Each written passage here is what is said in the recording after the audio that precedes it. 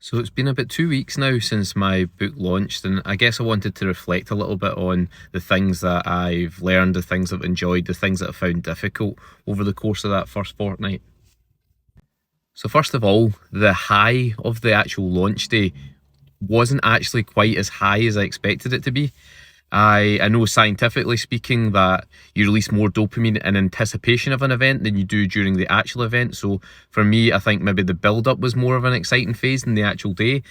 I mean, I still enjoyed it. It was lovely. I got lots of support. My launch itself was really, really fun as well.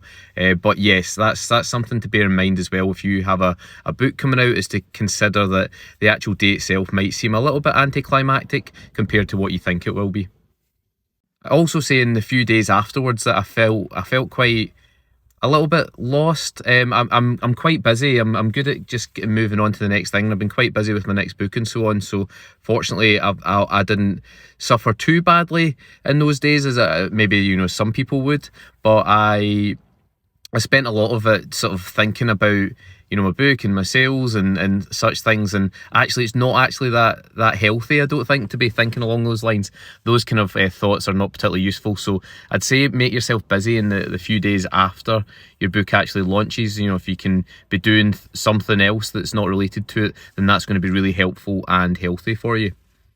And the last thing as well is just about moving on and just getting on to the next project and not lingering too long on that particular book. It will sell over time. It will sell with all the efforts that you've put in advance of the launch and also the things that you do after as well. But don't think too much about it. Just do a few things to sort of keep people aware of it. A little bit of publicity, posts, podcasts, whatever you can do. But out with that, don't think about the book too much and just move on to the next one. And I think that's the healthiest way to approach both the launch day itself and the little period of time that comes afterwards. Hope that's helpful for you if you have the similar situation coming up yourself.